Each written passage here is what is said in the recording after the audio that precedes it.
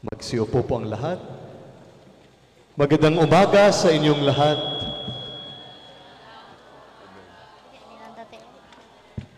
Naranasan niyo na ba na sinubukan niyong gumawa ng tama, pero tinawanan kayo, binaliwala, o sinabihan na masyado kang banal? No, you're so good. Kung oo, hindi kayo nag-iisa. Hindi madali ang magbahagi ng mensahe ng Diyos, lalo na sa panahon ngayon. Hindi madali ang gumawa ng tama, kasi minsan merong iba na tayo ay binabaliwala at tinatawanan. May mga taong nagbibingi-bingihan, may mga nagmamarunong at may ilan pa na mangungutya. At mas masakit, madalas galing pa ito sa mga taong malapit sa atin. Mga kaibigan, kaklase, o maging kapamilya.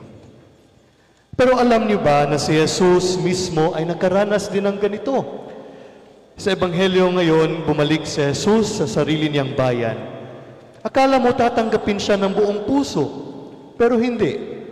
Ang sabi nila, hindi ba siya ay anak lang ng karpintero? Parang sinasabi nila kay Jesus, sino ba siya para magturo sa atin? Dahil kilala nila si Jesus noon pa, hindi nila matanggap na siya ay galing sa Diyos, kaya tinanggihan siya ng mga tao. Kung si Jesus ay tinanggihan, tayo rin ay maaaring tanggihan. Pero ito ang mahalaga. Si Jesus ay hindi tumigil. Nagpatuloy siya sa pagtuturo, sa pagmamahal, sa paglilingkod. Dahil alam niya na ginagawa niya ang kalooban ng Ama. Alam ni Jesus ang kanyang misyon na iparanas sa lahat ang pagmamahal at awa ng Ama. Kahit na may mga paghihirap, siyang hinarap. Hindi siya tumigil sa pagdala ng mabuting balita sa lahat. Alam niya rin na kasama niya ang kanyang Ama sa bawat hakbang at gawain niya.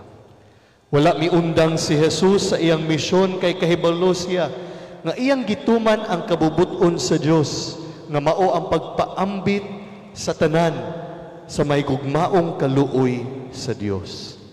Wala miundang si Jesus sa iyang misyon, kay nagtuo siya nga kanunay niyang kauban ang Diyos, samtang nag-ayo sa mga masakiton, samtang nagwali o nagtudlo sa mga tao.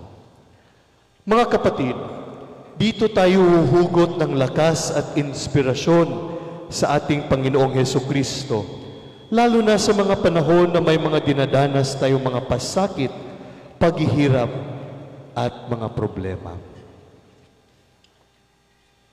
Pwede po bang magsitayo tayong lahat? Please all stand. At may mga katanungan ako para sa inyo at kailangan ko ang inyong participation. Okay lang ba? Okay.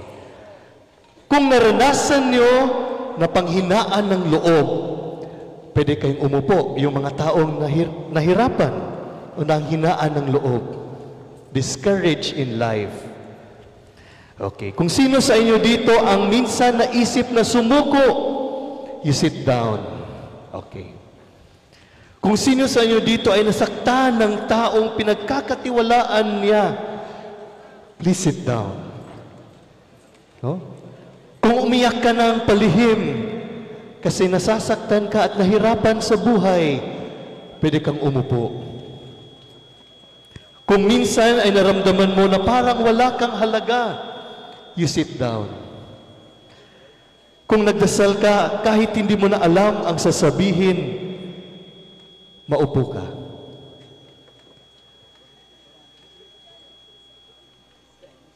Kung sino sa inyo dito ang may mga dinadalang problema at pasakit sa buhay, pwede kang umupo. You sit down. Mga kapatid, hindi tayo nag-iisa. Narito pa rin tayo, tuloy lang sa buhay. Andito tayong lahat sa misang ito kasi nagdarasal tayo para sa isa't isa. Nandito tayong lahat upang ipanalangin sa Diyos ang ating mga problema at ang mga dinadala ng ating mga kapatid at mga kaibigan.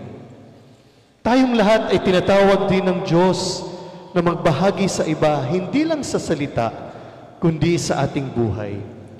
Kapag hindi tayo nakisali sa panlalait sa ating kapwa, kapag mabait kayo sa mga kaklase na laging naiiwan o hindi pinapansin, nagpapakita na kayo ng pagmamahal ng Diyos sa kanila. Kapag nagdarasal kayo bago kumain o nag-anyaya ng kaibigan sa simbahan, nagtatanim na tayo ng binhi ng pananampalataya.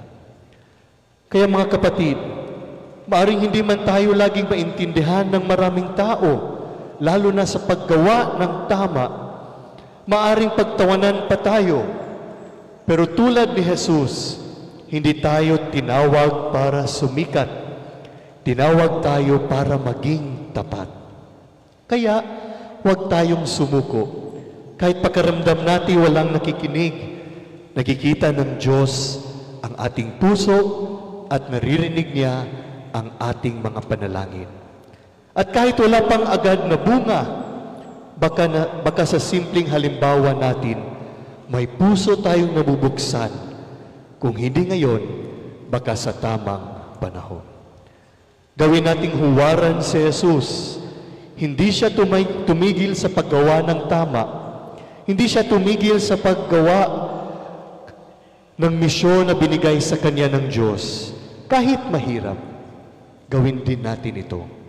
At sa tulong niya at sa Kanyang biyaya, kakayanin din natin. Amen.